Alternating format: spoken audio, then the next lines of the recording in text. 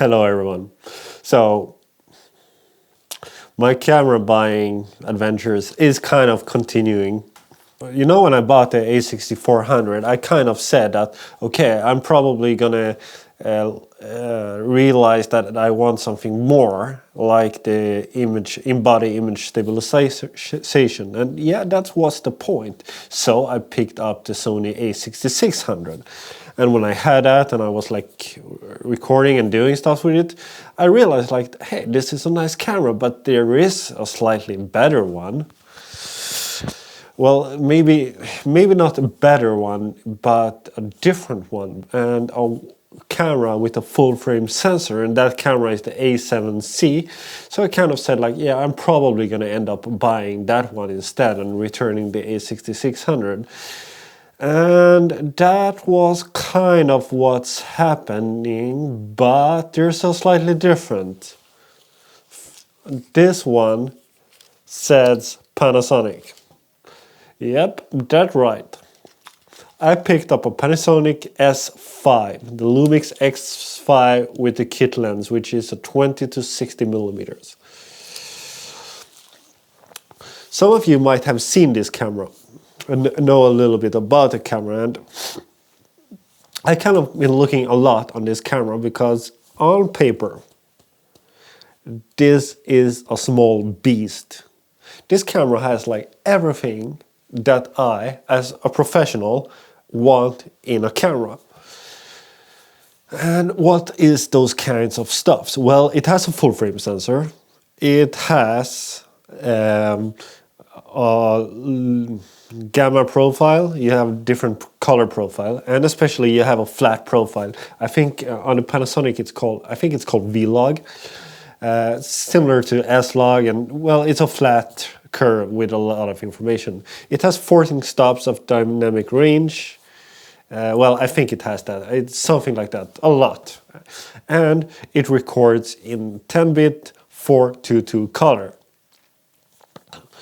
And it also records in 50 and 60 frames per second in 4K. Though when it records in 4K in that frame rate, it crops into the sensor, so you getting like an aps-c sensor in 4K 50 FPS. That's, well, too bad, but still you have 4K 50 FPS. That's pretty good, and depending on what you're doing, in some cases that is pretty nice, especially if you want to like film people doing B-rolls and stuff like that, and you want to be able to do it handheld and slow down, and in that way getting a kind of like smooth and stable result. There is just one big elephant in the room with this camera that a lot of people are talking about, and that is the autofocus.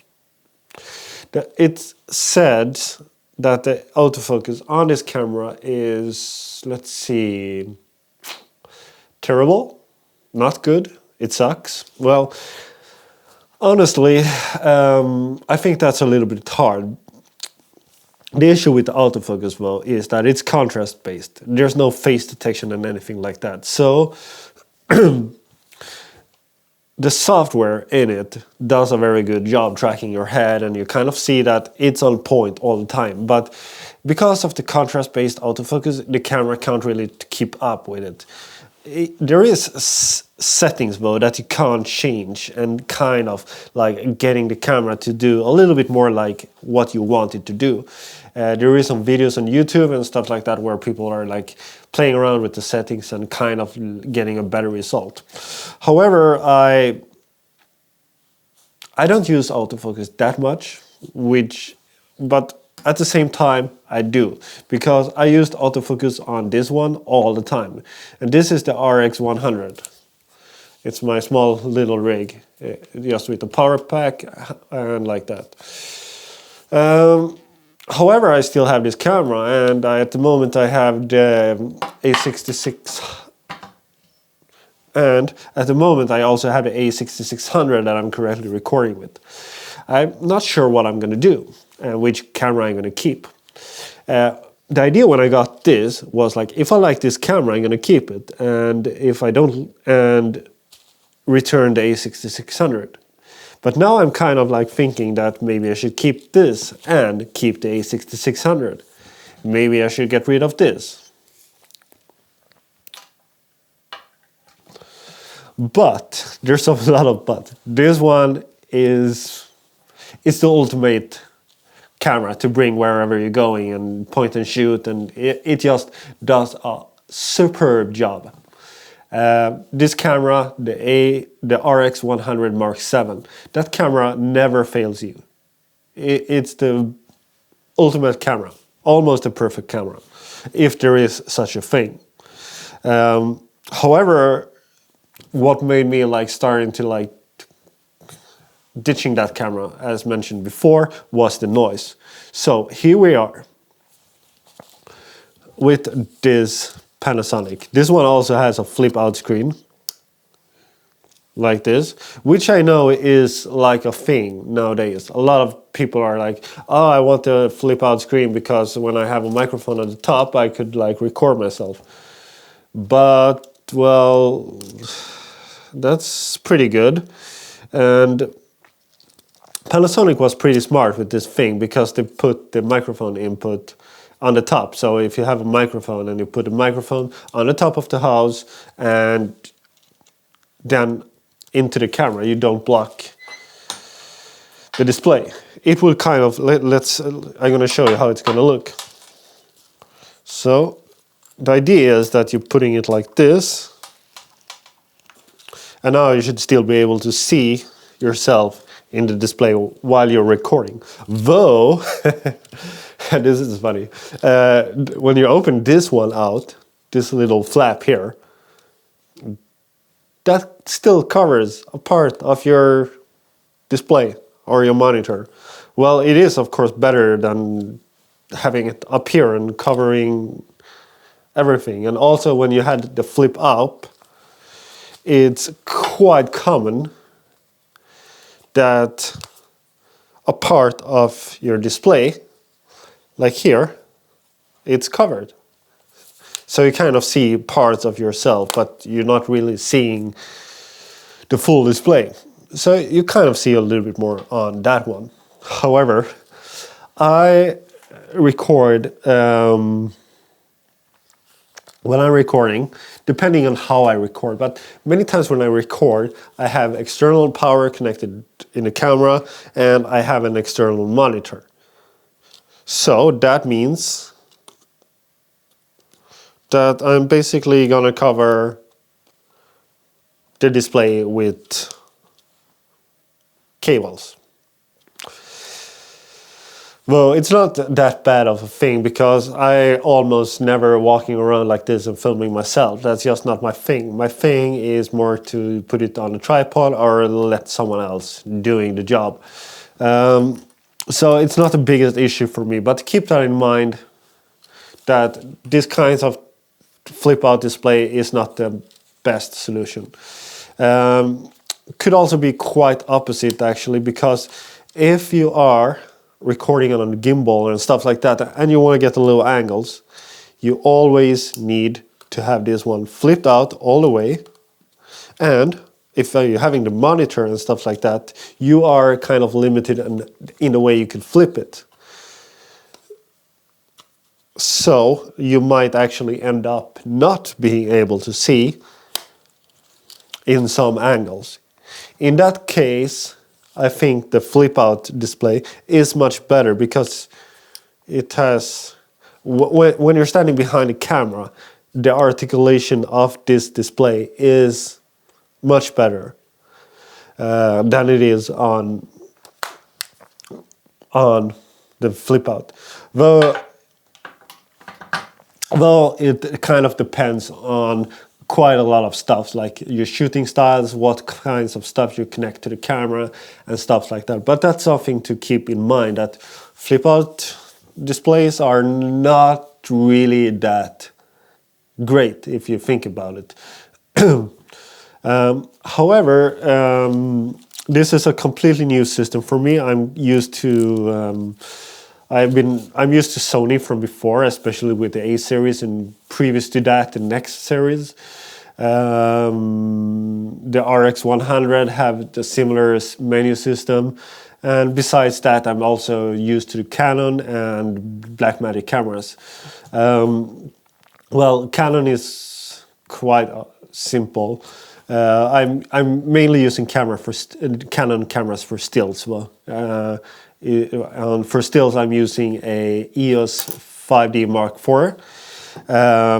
It still have the mirror in it. I don't know. I really like the mirror for shooting stills only. Having a mirror and just seeing the world as it is through the mirror. I like that. Maybe that's because I'm old school or something. That's just how I always use the camera, seeing it through a mirror.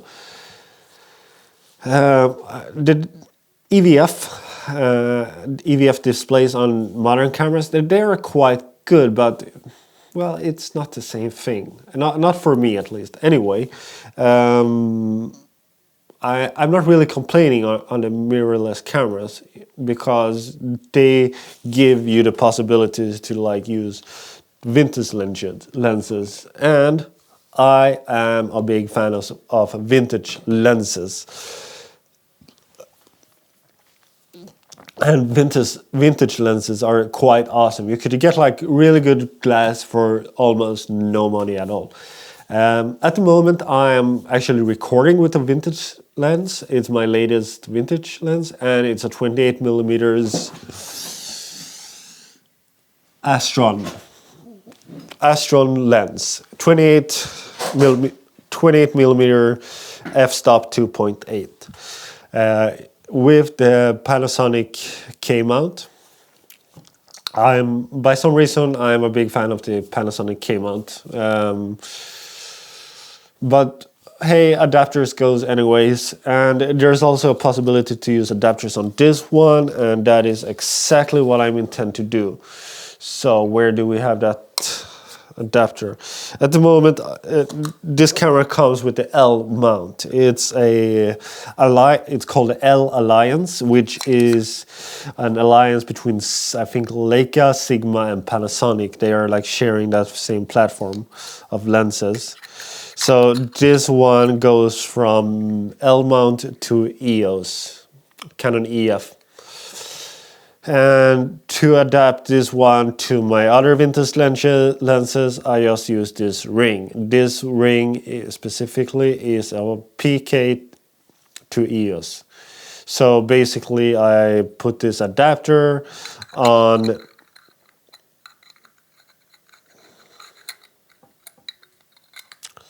let's see if we could get it on there.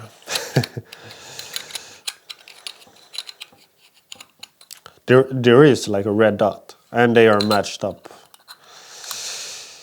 Sometimes that doesn't help. That one should be more to the left.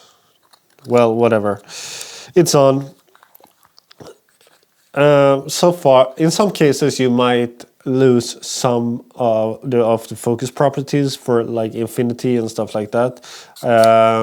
They often say if that's the case. On this one, I haven't tried it out that much yet, so I have no idea. However, from this EOS, I just put on my vintage lens. Reason why I prefer to do it like this is because this is cheaper than getting a lot of different adapters, and in some cases it's hard to find adapter plates. That's a good thing with Sony because the Sony E-mount is quite established, so there's like all kind of adapters almost for everything. So you could almost put any lens on a Sony camera. In some ways you kind of can do that as well with the Sigma.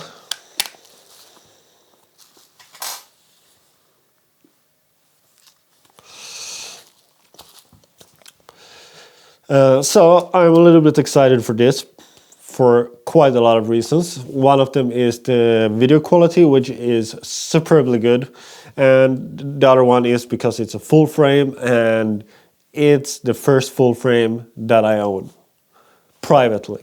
I've been using full frame cameras for many years. I even used Hasselblad cameras and the bigger format, and I even used the Sinar, the P3 with a digital back. So I use quite a wide variety of different cameras. I tried the Phase 1s, which is actually like a Mamiya camera. So, but even if I tried quite a lot of cameras, I never owned a full frame camera privately. So that's exciting.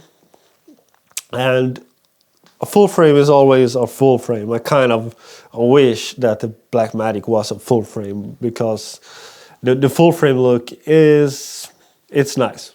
Definitely is. It adds a very interesting depth to the pictures and the films that you're making. So here we are. My prediction had come true. I'm sitting here with a full frame camera, not the Sony though. Though I haven't fully ditched the idea to pick up the Sony A7C, because it is a full frame camera and the image quality it's good. And the autofocus on Sony is, in my opinion, they are the best. Sony is having, there's no one is better on autofocus than Sony. Though I just wish that I wish you would get more out of the cameras. Though, if you want to get more out of the cameras, there is options for that. There is the A7S3, which is a kick-ass camera. I would love to rather sit here with the A7S3, but I'm sitting here with the Panasonic S5. Reason for that is mainly the price, because this one is about $2,500 US dollars, while the Sony A7S3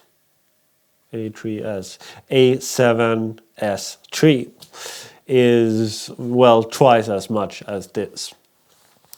But you're also getting quite a lot of, you could kind of say that the camera you're getting is in some ways twice as good.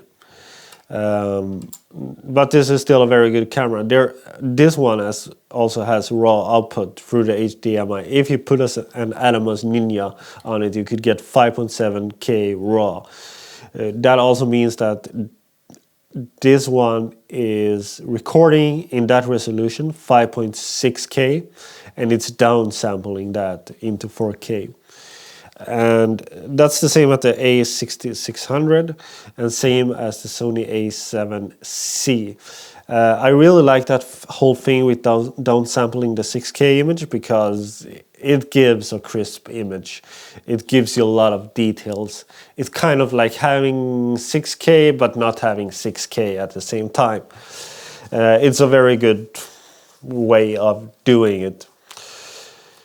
So we are continuing with camera stuffs here on the channel, and we're probably going to do that for a little bit. And maybe that's even going to be a part of this channel more than it have been, but maybe not as much as it have been just recently. We're not far away from getting out and driving off-road.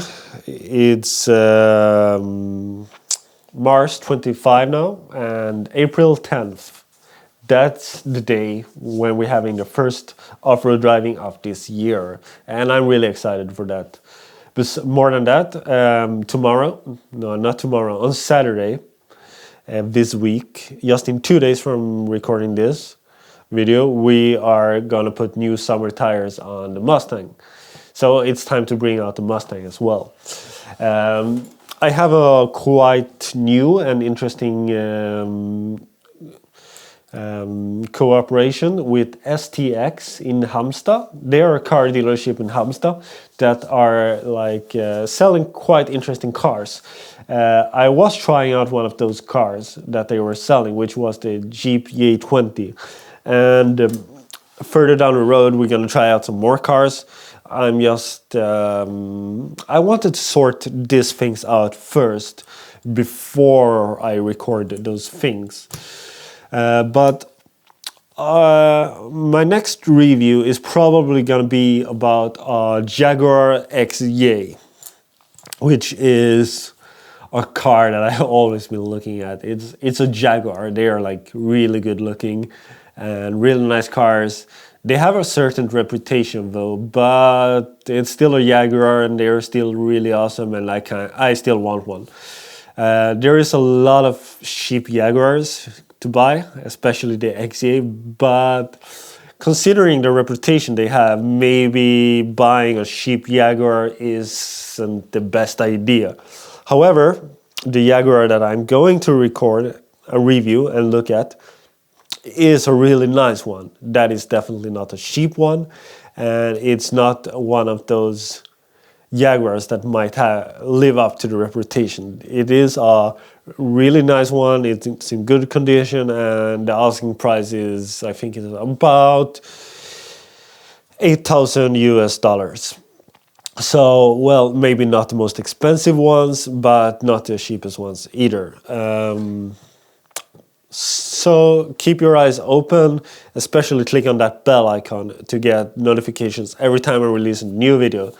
Previously, I've been doing that once a week, but I'm strongly considering to doing that more than once a week, probably 2 times a week at least, especially considering that I fixed this whole setup around me here to like be able to record stuff like that. So I kind of need to figure out what I should do with this. I have some ideas about it. This is like an awesome setup for product reviews, both camera related, car related, and many other stuffs. Let me know in the comments below what you want to see on the channel and what you think about this whole idea of like doing 2 videos a week. So I think that's all for now. I'm also considering to making this whole. I'm considering to making a new playlist of some kind because my whole channel is based on the playlists. If you like camera stuff, you go check out the camera playlist. If you like car reviews, you have that one. So you have the different playlists for different stuffs. So I'm kind of considering to making a playlist that is more like vlog styled. Because yeah, we'll see where we're gonna end up. So for now, I think if you clicking here, you're gonna see a playlist with camera related stuff, and if you're clicking here, just click here to subscribe, and also click that bell icon. So thanks for watching, and I see you later.